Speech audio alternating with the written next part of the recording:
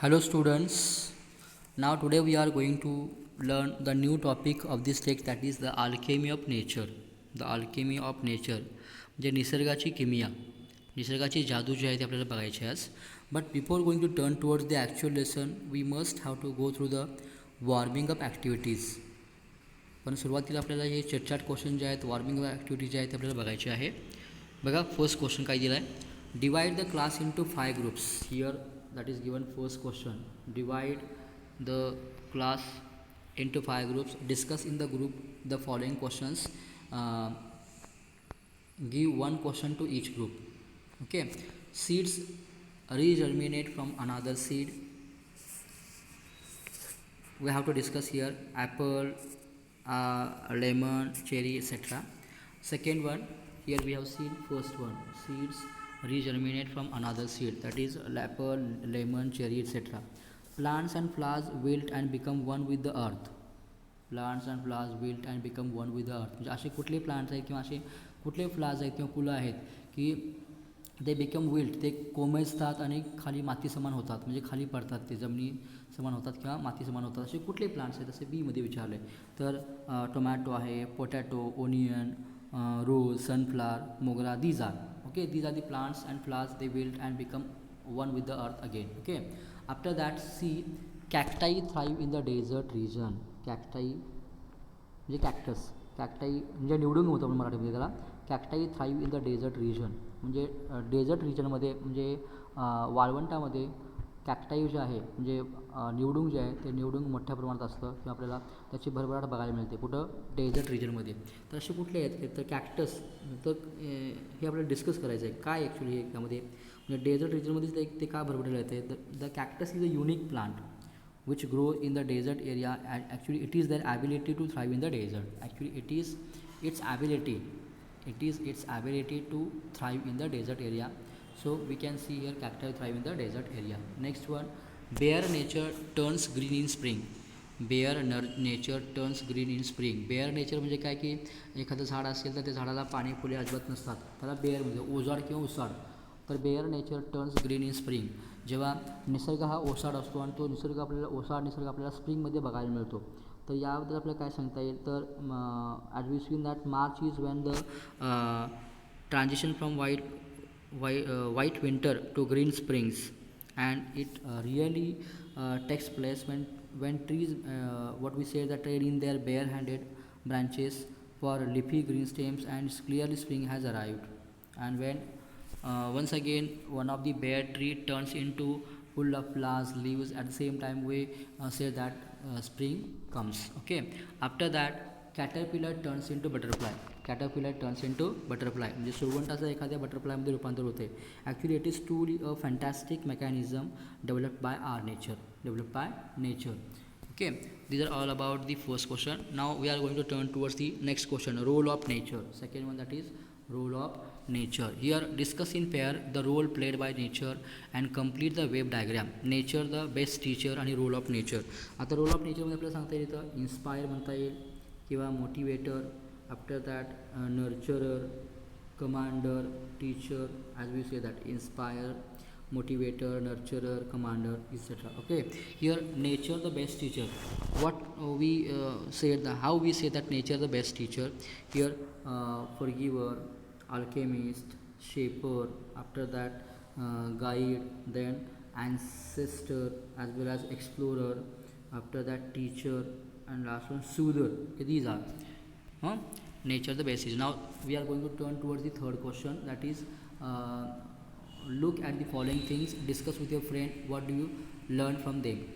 A B means under normal conditions they communicate quickly and effectively. Under normal conditions they communicate quickly as well as effectively. And eagle, what about eagle? Here watch closely and see how alternative the eagle attacks. Then a creeper म्हणजे एखादी वेल म्हणतो आपण त्याला. what we say that draws along the ground and around the trees. Okay, draws along the ground and around the trees. After that the river floatability, that is called here the river, the quality of floatability in the river. We have found that rainfall, colorful life, sun always shine, sun always shine. Okay, these are all about warming up activities.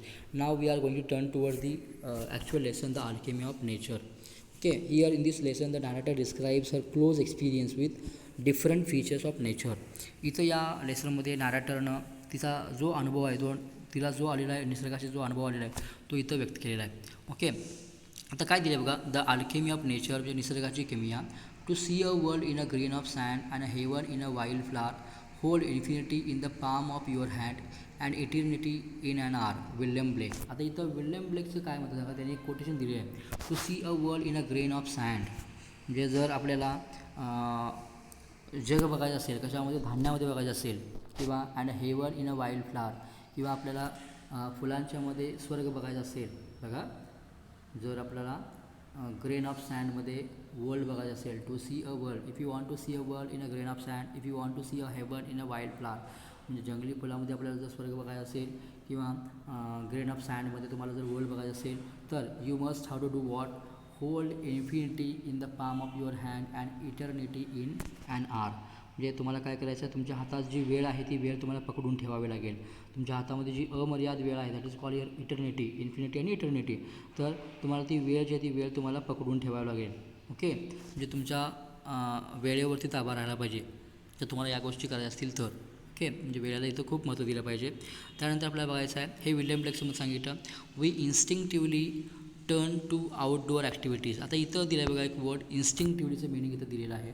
Instinctively means what, by natural extinct, by natural extinct म्हणजे naturally, म्हणजे बहुधा स्वाभाविकता आपण काय करतो की we instinctively turn to outdoor activities and nature as a way of relaxing and enhancing our wellbeing. म्हणजे आपण कामाचा कंटाळा आला की विश्रांतीसाठी किंवा रिलॅक्स होण्यासाठी किंवा आपण सहज फिरण्यासाठी आपण काय करतो, बहुधा आउटडोअर ॲक्टिव्हिटीकडे वळतो. म्हणजेच कुठं वळतो, निसर्गाकडे वळतो. आउटडोअर ॲक्टिव्हिटीजकडं म्हणजेच आपण बहुधा निसर्गामध्ये वळतो, फिरण्यासाठी जातो, पिकनिकला जातो, आपल्याला कंटाळा असेल तेव्हा, म्हणजे रिलॅक्स होण्यासाठी. ओके, तर निसर्गाकडे का वळतो, निसर्ग नेमकं आपल्याला काय करतो बघा, नेचर सूद्स अँड नर्चर्स. बघा नेचर आपल्याला काय काय नेमकं देतो, सूद्स अँड नर्चर्स. सूद म्हणजे आपलं दुःख कमी करतो, नर्चर्स म्हणजे पालनपोषण करतो. निसर्ग आपलं दुःख कमी करतो, निसर्ग आपलं पालनपोषण करतो. Nature fulfils and motivates. Fulfils म्हणजे आपली इच्छापूर्ती होतो. फुलफिल्स आर विशेष, आपल्या ज्या काही इच्छा असतील त्या इच्छा आकांक्षा ज्या पूर्ण करायचं काम कोण करतो, निसर्ग करतो. मोटिवेट्स, आपल्याला प्रेरणा द्यायचं काम करतो. Nature whispers and commands. Nature कुजबुजतो, आवाज करतो. Nature make sound. कमांड्स म्हणजे nature also give orders to us. Nature आपल्याला ऑर्डरसुद्धा देतो, हुकूमसुद्धा देतो किंवा आज्ञा करतो.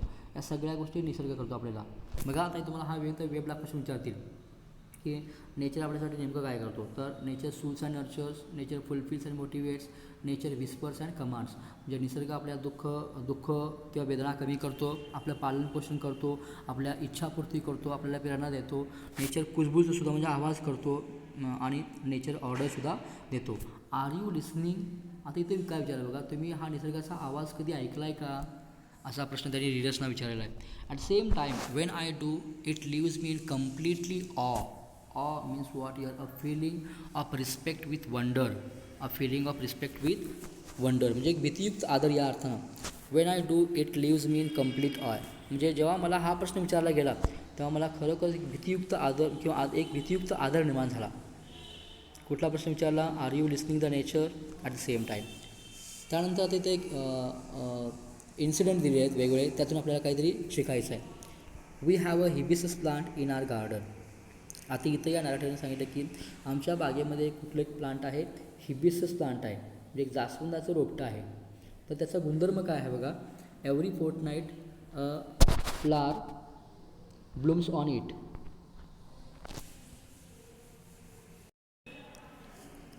How they were big bright and tender. तर इथं आमच्या गार्डनमध्ये एक हिबिस्कस प्लांट आहे, एक जास्वंदाचं रोपटं आहे. दर फोर्टनाईट म्हणजे दर 15 दिवसाला 15 वेळाला त्याला काय येतात, फुलं येतात. ती फुलं बहरतात. तर ती फुलं कशी आहेत, बिग आहेत, ब्राईट आणि टेंडर आहेत, म्हणजे मोठी आहेत, तेजस्वी आहेत, चमकदार आहेत, नाजूकसुद्धा आहेत. तर या फुलांचा गुणधर्म काय आहे बघा, through the day it smiles with the sun and dances with the wind, but as evening approaches it starts wilting. विल्टिंगचं इथं मिनिंग दिलं आहे बघा. The word wilting means what, that is also given here, to dry and to droop, that is called here wilting, म्हणजे कोमेजणे अर्थानं. बघा म्हणजे या फुलांचा गुणधर्म दिला आहे की through the day it smiles with the sun, म्हणजे दिवसा सूर्यासोबत ती फुलं जी आहेत ती फुलं हसायला लागतात. डान्सेस विथ द विंड, वाऱ्यासोबत ती डुलायला लागतात वाऱ्याच्या तालावरती. बट ॲज इव्हिनिंग ॲप्रोचेस, पण जेव्हा संध्याकाळ होते तेव्हा हीच फुलं काय होतात की फुले कोमेजतात. The morning after it withers completely, withers, the word withers means what, dries up completely, dries up completely, म्हणजे पुन्हा दुसऱ्या दिवशी सकाळी जे आहेत ही फुलं जी आहेत ते पूर्णपणे कोमेजून जातात, कोरडी पडतात. And by evening it falls and becomes one with the earth again, आणि पुन्हा संध्याकाळी ही जी फुलं ती फुलं काय होतात, माती समान होतात, खाली पडतात आणि ती माती समान होतात. The flowers comes to life only for a day, the flower comes to life only for a day, yet it does so in full splendour. Splendour म्हणजेच काय, that is also given here. The word splendour means what, grand appearance, grand appearance, म्हणजे इथं ही जी फुलं आहेत ती फुलांचं life किती आहे, फक्त एका दिवसाचं आहे, पण तरीसुद्धा ही फुलं अगदी भव्य अशी जगतात. विथ ग्रेट ॲपिअरन्स व grand appearance they live. What if you too live our life however short to its fullest, म्हणजे आपण सुद्धा आपल्या लाईफमध्ये आपल्याला जरी लाईफ शॉर्ट असलं, जसं या फुलांचं लाईफ शॉर्ट आहे पण तरीसुद्धा ती अगदी भव्य जगतात, तसं आपण सुद्धा आपलं लाईफ जरी शॉर्ट असलं तरीसुद्धा आपण कसं पाहिजे, असं पूर्ण जगता आलं पाहिजे, परिपूर्ण जगता आलं पाहिजे. With full splendour just like that hibiscus flowers. Okay. त्यानंतर इथं दुसरा एक इन्सिडेंट दिला आहे. We went to a rocky beach and saw the spread of the majestic ocean and the rocks alongside carved, sculpted and shape by the water. त्यानंतर आम्ही एका ठिकाणी अशा ठिकाणी गेलो ज्या ठिकाणी रॉकी बीच होता, एक खडकाळ असा समुद्रकिनारा होता. त्या खडकाळ समुद्रकिनाऱ्यावरती आम्ही गेलो आणि त्या ठिकाणी गेलं तर आम्ही काय बघितलं बघा, सॉ the spread of the majestic ocean and Roxx along side. त्या ठिकाणी असा भव्य असा मोठा असा ओशन बघितला, महासागर बघितला, आजूबाजूला खडकसुद्धा होते ते सुद्धा बघितले. तर how they were carved, sculpted and shape by the water, they were carved, sculpted and shape by the water. तर पाण्यामुळं त्या खडकाला एक कोरीव आकार किंवा एक स्कल्प्टेड म्हटलं का शेप आला होता, पाण्यामुळं त्याच खडकाला शेप आला होता. दुसरी गोष्ट काय सांगितली बघा की म्हणजे त्या ॲक्च्युली त्या खडकावरून पाणी वाहून गेल्यामुळं तिथं त्या खडकाला आकार मिळाला होता. ओके. त्यानंतर इथं दोन्हींची कॉन्ट्रास्टिंग क्वालिटी मेन्शन केली बघा. Water is so gentle, rock is so hard. आता इथं दोन कॉन्ट्रास्टिंग क्वालिटी कुठले आहेत, जेंटल आणि हार्ड, म्हणजे इथं विरोधाभास दिसून येतो आपल्याला. म्हणजे पाणी कसं आहे, सौम्य असतं, या बदल्यात रॉक कसं असतं, कठोर असतं किंवा कठीण असतं. खडक कसा असतो, कठीण असतो, हार्ड असतो. जेंटल आणि हार्ड हे अपोजिट क्वालिटीज आहेत, कॉन्ट्रास्टिंग क्वालिटीज आहेत. ओके. एकमेकांच्या बरोबर विरोधी गुण आहेत. वॉटर कसा आहे, सौम्य आहे, रॉक कसा आहे, हार्ड म्हणजे कठीण आहे. Yet as the water flows over it every day for years the rock gives it. पण तरीसुद्धा या कठीण खडकावरून दररोज पाणी वाहते आणि रॉकसुद्धा त्या संदर्भात अजिबात काही तक्रार करत नाही. It takes the shape that the water commands. बघा म्हणजे पाण्याच्या आज्ञेवरून खडकाला आकार प्राप्त होतो आहे. म्हणजे कोण आज्ञा इथे करते, water gives orders and rock takes the shape. बघा म्हणजे आज्ञा द्यायचं काम कोण करते, वॉटर, पाणी, आणि पाण्याच्या आज्ञेवरून खडकाला इथं एक आकार प्राप्त होतो. Our problems are so colossal and we are so small yet if we persist. आता इथं वर्ड झालं कुठला, colossal. What is mean by colossal, extremely large, म्हणजे खूप मोठे. म्हणजे आपण सुद्धा आपल्या लाईफमध्ये असे आपले जे प्रॉब्लेम आहेत ते खूप मोठे असतात. जसं इथं पाण्यासमोर रॉक हे खूप मोठं होतं, पण तरीसुद्धा पाण्याच्या आज्ञेवरून रॉकला आकार प्राप्त झाला. म्हणजे पाण्याने आज्ञा द्यायचा प्रयत्न केला आणि त्यावरून रॉकला तो आकार प्राप्त झालेला आहे. तसं आपल्या लाईफमध्ये आपण सुद्धा आपल्यासमोर कितीही प्रॉब्लेम्स आपले कितीही मोठे असू देत, कितीही क्लोजल प्रॉब्लेम असू देत, किती मोठे प्रॉब्लेम असू देत, तरी आपण काय केलं पाहिजे, ते आपण सॉल्व करायचा प्रयत्न केला पाहिजे. And we are so small at if we persist. म्हणजे आपण आपल्यासमोर असणारे जे काही प्रॉब्लेम्स आहेत ते प्रॉब्लेम्स आपण सॉल्व केले पाहिजेत, पण तरी आपण त्या प्रॉब्लेमशी चिकटून राहतो. तर तसे चिकटून न राहता आपण सुद्धा या पाण्याप्रमाणे राहिलं पाहिजे आणि ते प्रॉब्लेम्स कितीही मोठे असू देत त्याच्यावरती आपण ओव्हरकम म्हणजे मात केली पाहिजे. ओके. त्यानंतर एक वेगळा इन्सिडेंट सांगितलेला आहे. We saw small bits of grass peeping through the small cracks in a concrete pavement. आता इथं कॉन्क्रीट पवमेंट म्हणजे सिमेंटचा रस्ता, म्हणजे आणि बीट्स ऑफ ग्रास म्हणजे गवताची कोंब. बघा, पिपिंग थ्रू डोकावून बघणे. क्रॅक्स म्हणजे तडा गेलेला पार्ट. बघा इथे एक वर्ड सांगितले. तर आम्ही काय बघितलं, एक सिमेंटचा रस्ता होता. त्या सिमेंटच्या रस्त्यामध्ये काही ठिकाणी भेगा पडल्या होत्या, स्मॉल क्रॅक पडले होते आणि त्या क्रॅक पडलेल्या भागातून, त्या भेगा पडलेल्या भागातून वरती आम्ही काही गवताचे लहान लहान कोंब बघितले. बघा, तर ते काय करत होते, डोकावून बघत होते असं म्हटले. We saw small bits of grass peeping through the small cracks in a concrete pavement. म्हणजे सिमेंटच्या रस्त्यातून काही आम्ही गवताचे कोंब बघितले, ते काही त्या सिमेंटच्या तडा गेलेल्या भागातून ते वरती डोकावून बघत होते. It left us thinking. त्यावरून ही जी गोष्ट आम्ही बघितली, यावरून आम्हाला विचार करायला भाग पाडलं गेलं. However impossible things may look, there is always an opening. तर कुठल्या गोष्टी विचार करायला भाग पडल्या, जरी एखादी गोष्ट आता दिसायला अशक्य वाटत असेल तरीसुद्धा there is always an opening, तर ती सुरुवात असते. तसं इथं हे स्मॉल बिट्स ऑफ ग्रास, आता ॲक्च्युली सिमेंटच्या रस्त्यातून वरती डोकावून बाहेर बघणं किंवा एखादी गोष्ट सिमेंटच्या रस्त्यातून उगवणं, actually it is impossible thing. पण there is always an opening. जर आपण ती इम्पॉसिबल थिंग जर आपण शक्य करायला गेलो तर नक्कीच आपल्याला मार्ग मिळेल. म्हणून आपण आपल्याला सुद्धा लाईफमध्ये काय घ्यायचं आहे, however impossible things may look, there is always an opening. म्हणजे सुरुवातीला काही गोष्टी खूप अवघड वाटतात, पण ती सुरुवात असते. ती काय असते, सुरुवात असते. जर आपण प्रयत्न केला तर नक्कीच आपण त्यावर सुद्धा मात करू शकणार. तर ही गोष्ट सांगितली आम्ही. त्यानंतर नेक्स्ट इन्सिडेंट काय दिला बघा. We saw a tree bare of all leaves in the cold winter months. बघा, म्हणजे हिवाळी महिना होता. त्यानंतर आम्ही त्या महिन्यामध्ये आम्ही एक झाड बघितलं की जे कसं होतं, बेअर ट्री. बेअर म्हणजे काय, ओसाड किंवा उजाड, पाणी फुले फळे असे अजिबात नसलेलं असं एक झाड आम्ही बघितलं. महिना कुठला होता, विंटर मंथ मोठा, हिवाळा होता. हिवाळ्यामध्ये बघितलं. We thought it chapter was over. आता चॅप्टर वॉज ओव्हर म्हणजे काय, डेड. आम्हाला असं वाटलं की आता याचा चॅप्टर संपलेला आहे, म्हणजे आता हे झाड संपलेलं आहे, आता हे झाड मेलेलं आहे असं आम्हाला वाटलं. कारण त्या झाडाला अजिबात पाने फुले फळे काहीही नव्हतं, ओसाड असं झाड होतं. But 3 months past, spring set in and the tree was back to its green majesty once again, full of leaves, flowers, birds and life. पण जेव्हा 3 महिने झाले, 3 महिन्यानंतर पुन्हा हे झाड जे आहे ते पुन्हा हे झाड अगदी हिरवंगार झालेलं आहे. फुल of leaves, flowers, birds and life, म्हणजे अगदी पानाने, फुलाने, पक्ष्याने, लाईफने हे फुल असं झालेलं आहे किंवा हिरवगार झालेलं आहे. What if we too had the conviction that, what is mean by conviction, strong belief. Conviction means what, strong belief, म्हणजे अशी श्रद्धा पाहिजे आपल्याला.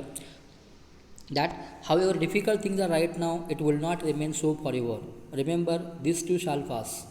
बघा, म्हणजे आपण सुद्धा आपल्या लाईफमध्ये ही गोष्ट घेतली पाहिजे की डिफिकल्ट थिंग्ज आर राईट नाव, म्हणजे आता कदाचित डिफिकल्ट थिंग्ज असतील, आता कदाचित प्रॉब्लेम असतील, पण हे प्रॉब्लेम हे कायमच राहणार नाहीत. लक्षात ठेवा की ही वेळसुद्धा निघून जाईल. लक्षात ठेवा की ही वेळसुद्धा निघून जाईल डिफिकल्ट प्रॉब्लेमची. जसं इथं या झाडासमोर विंटर मंथ असताना त्याच्यासमोर खूप डिफिकल्ट टाईम होते, खूप अडचणी होत्या. तर त्या अडचणी कधी पार झाल्या, जेव्हा 3 महिन्यानंतर पुन्हा स्प्रिंग आला, जेव्हा वसंत ऋतू आला, तेव्हा तेच झाड पुन्हा हिरवंगार झालं आणि त्याला पाने फुले पुन्हा दिसायला लागली. तसं इथं आपण सुद्धा आपल्या लाईफमध्ये जरी आत्ता आपल्यासमोर डिफिकल्ट थिंग्ज असतील, आता आपल्यासमोर खूप मोठे अवघड प्रश्न असतील, तर ते काय कायम राहणार नाहीत. It will not remain so forever, remember this too shall pass. लक्षात ठेवा की ही वेळसुद्धा निघून जाईल. ओके, म्हणजे आपण सुद्धा यावरती विश्वास ठेवायला हवा. त्यानंतर नेक्स्ट इन्सिडेंट काय दिला बघा. We saw an army of ants lugging a fly which was at least 10 times the ant size. त्यानंतर आम्ही काय बघितलं बघा, इथे एक वर्ड आलं lugging. Lugging means what, carry or drag with great efforts. Carry or drag with great efforts म्हणजे खूप एफर्ट्सनं, खूप प्रयत्नानं कॅरी करणं, ओढून घेणं, दॅट इज कॉल्ड लगिंग, ओढणे अर्थ ना. वी सॉ आर्मी ऑफ ॲन्ड्स. आम्ही एक मुंग्यांची सेना बघितली. तर ही मुंग्यांची सेना नेमकं काय करत होती, तर एका फ्लायला, फ्लाय म्हणजे काय, माशी. तर त्या माशीला, आणि ही माशी किती आहे, जवळपास त्यांच्यापेक्षा 10 पटीने मोठी आहे. या मुंग्यांपेक्षा 10 times, at least 10 times large. Ant साईजपेक्षा ती काय आहे, त्या मुंग्यांच्या साईजपेक्षा ही जी माशी जी आहे ती किती आहे, 10 पटीनं मोठी आहे. आणि 10 पटीनं मोठ्या असलेल्या या माशीला या मुंग्यांच्या सेनेने ओढायचा प्रयत्न केला. The ants organize themselves around the fly, lifted it on frail feelers and carried it to quite a distance. आता फ्रेल फिलर्स म्हणजे काय, here it is given weak legs, म्हणजे नाजूक पाय किंवा नाजूक अवयव म्हणतो आपण त्याला. तर त्यांनी काय केलं, या मुंग्याच्या सेनेने काय केलं की त्या मुंग्या एकत्र आल्या. They organize themselves around the fly, त्या माशीभोवती त्या एकत्र आल्या, lifted it on frail feelers, त्याने त्या माशीला सगळ्यांनी एकत्र येऊन त्याच्या नाजूक पायावरती घेतलं, and carried it to quite a distance, आणि थोड्या अंतरापर्यंत त्या माशीला त्या घेऊ शकल्या, ओढून नेऊ शकल्या. Their teamwork and perseverance were impressive. आता हे कशामुळे शक्य झालं? Because of their teamwork, because of their perseverance. Perseverance म्हणजे काय? चिकाटी. त्यांच्या या चिकाटीमुळं, त्यांच्या टीमवर्कमुळं हे त्यांना पॉसिबल झालं, त्यांना शक्य झालं. त्या खरोखर हे त्यांचं टीमवर्क हे वाखाणण्यासारखं आहे, कौतुकास्पद आहे, इम्प्रेसिव्ह आहे, हे असं म्हणता येईल. तर इथं यावरून आपल्या लाईफमध्ये सुद्धा आपल्याला एक घ्यायचं आहे, गोष्ट घ्यायची आहे. कुठली गोष्ट बघा? What if we too are consistent, organized, focused. म्हणजे आपण सुद्धा आपल्या लाईफमध्ये या मुंग्यांच्या शेणासारखं कन्सिस्टंट असलं पाहिजे, सातत्य आपल्यामध्ये असलं पाहिजे. ऑर्गनाईज, आपण सुद्धा काय केलं पाहिजे की सगळ्यांनी मिळून एकत्र येऊन एखादं अवघड काम सोपं केलं पाहिजे, आणि फोकस पाहिजे. म्हणजे एक आपली वृत्ती जी ती कशी पाहिजे? अशी फोकस, म्हणजे एकाग्रता आपल्याला पाहिजे, संघटना वृत्ती पाहिजे, सातत्य पाहिजे, आणि एकाग्रता पाहिजे, फोकस पाहिजे. तर आपण सुद्धा कितीही अवघड काम असू दे, या संघटन वृत्तीनं किंवा आपण सगळ्या टीमवर्कनं काय करू शकतो? एखादं अवघड कामसुद्धा आपण सोपं करू शकतो. ओके. त्यानंतर पुढं काय दिलं बघा? Spider webs are delicate yet very strong. आपण स्पायडरचं वेब बघतो, कोळ्याचं जाळं बघतो आपण कोष्ट्याचं, तर ते कसं असतं? खूप नाजूक असतं. डेलिकेट म्हणजे काय? खूप नाजूक. एट व्हेरी स्ट्रॉंग, पण नाजूक असून सुद्धा ते कसं असतं? स्ट्रॉंग असते. त्यानंतर पुढचं उदाहरण काय दिलं बघा? अ rainbow colours the entire sky. एक छोटासा रेनबो आपण बघतोय, इंद्रधनुष्य, की जो संपूर्ण आकाशाला काय करतो? रंगीबेरंगी करतो. अ rainbow colours the entire sky. एक छोटासा रेनबो आपण बघतो की संपूर्ण आकाशाला रंगीबेरंगी करतो. त्यानंतर oyster take in a grain of sand, they open up with a pearl. आपण ऑयस्टर बघतो, तर ऑयस्टर काय करतो की आतमध्ये वाळूचा कण घेतो, आणि तो बाहेर देताना आपल्याला काय देतो आहे? पर्ल देतो, म्हणजे मोती देतो. ओके. त्यानंतर innumerable stars shine across the infinite sky. आज आपण अनेक स्टार्स बघतोय, असंख्य आपण तारे बघतोय की जे या अमर्याद अशा आकाशामध्ये ते काय करतात? आपल्याला चमकताना दिसत आहेत. Clouds take new shapes with every passing moment. त्यानंतर ढगसुद्धा प्रत्येक क्षणाक्षणाला आपला आकार बदलतो. ढगसुद्धा काय करतो की आपल्या प्रत्येक क्षणाक्षणाला आपले नवीन नवीन आकार घेतो किंवा आकार बदलतो. The wind makes trees dance with unhindered passion. What is mean bye unhindered? Unhindered means what? Not hinder or obstructed. Not hinder म्हणजे कुठलाही अडथळा न आणता, म्हणजे वारासुद्धा झाडांना कुठलाही अडथळा न आणता डान्स करायला भाग लावतो. Water without hint of ego changes its form according to the dictates of sun and the wind. बघा, म्हणजे पाण्याच्या आज्ञेवरून किंवा सूर्याच्या आज्ञेवरून, वाऱ्याच्या हुकमावरून काय करते की वॉटरसुद्धा, पाणीसुद्धा आपला आकार बदलते. Water without hint of ego म्हणजे कुठल्याही इगोशिवाय, कुठल्याही अहमभावाशिवाय, changing its form according to the dictates of sun and the wind. म्हणजे वाऱ्याच्या हुकमावरून, सूर्याच्या हुकमावरून पाणी कुठल्याही इगोभावाशिवाय किंवा अहमभावाशिवाय स्वतःचा आकार बदलते. When we see a caterpillar turn into butterfly, a flower turn into a fruit, we experience the alchemy of nature. Alchemy म्हणजे काय? Mysterious power, magical power, magic that can change things, that is called your alchemy. जादू म्हणतो आपण, निसर्गाची किमया. जेव्हा आपण बघतो की एखादं कॅटरपिलर, सुरवंट जो असतो, त्या सुरवंटाचं रूपांतर कशामध्ये होतं आहे? बटरफ्लायमध्ये. When we see that caterpillar turn into butterfly, म्हणजे सुरवंटाचं रूपांतर एखाद्या बटरफ्लायमध्ये होतं, फुलपाखलामध्ये होतं, किंवा flower turn into fruit, किंवा एखाद्या फुलाचं रूपांतर फळामध्ये होतं. At the same time we experience the alchemy of nature. त्यावेळेस आपल्याला कळतं की निसर्गाची नेमकी खरी किमया काय आहे, निसर्गाची जादू नेमकी काय आहे, आपल्याला त्यावेळेस कळते. We touch it and become gold or sales. आणि खरोखर आपण हे निसर्ग जाणतो त्यावेळेस आणि आनंद घेतो. आणि अशा वेळेस आपण हा निसर्ग नक्कीच जाणतो आणि त्या निसर्गाचा आपण आनंद घेतो. ओके. इथं हा लेसन संपलेला आहे. रिमेनिंग पार्ट जो आहे तो आपण नेक्स्ट लेसनमध्ये बघू.